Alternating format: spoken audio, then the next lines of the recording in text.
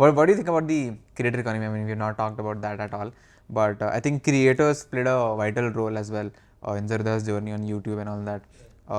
But apart from that, what do you think about creators? And because last 1.5 years, a lot of creators. Sharon is a COVID creator. He went from 0 to like 1.6 and overall what 2.5 million.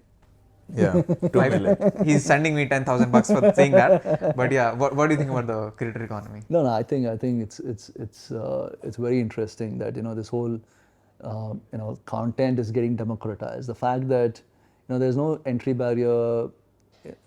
So see, the thing is, you're today forced to put good quality content out there because there's competition between people creating content, and that means eventually the end user is getting benefited as well. So no, I think I'm super excited, as in, because earlier what used to happen was this was almost like protected. The traditional media almost had a ring fence on this content thing, right? And today is democratized. So I think it's good for the for the country as such, because I don't really know about people dancing and etc. I mean how that helps, but this whole educating people through content creation, finance or whatever it is, whatever health or climate or whatever. So I think it's a brilliant thing to happen to this country, and I still don't know.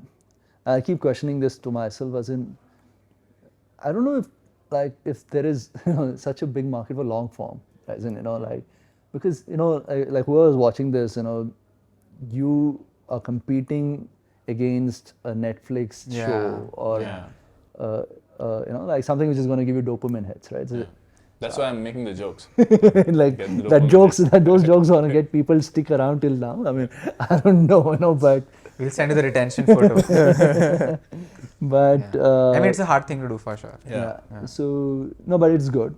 I think it's just that the problem was traditional media was good at one point. Journalism was a very looked upon kind of industry, right? As in, like, content used to be amazing, right? And then journalism went into this whole capitalism mode, where journalists were forced to put out content every day, right? You got into this whole rush of, I need to put 2 articles every day. The quality started dropping, right?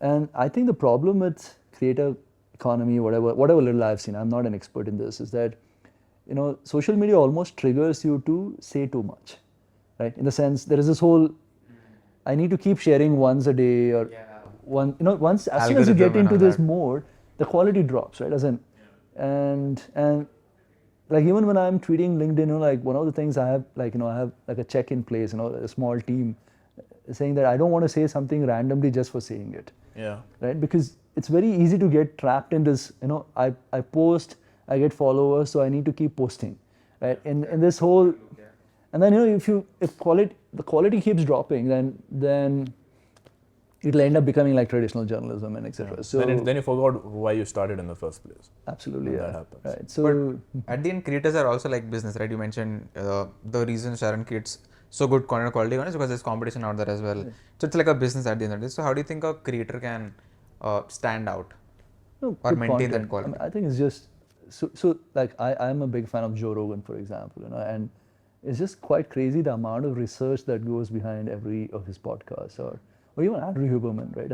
I think it's just like just phenomenal the amount of information he shares, right? So now the thing about Joe Rogan is he's like, he somehow is able to talk so well across different sectors and industries, right?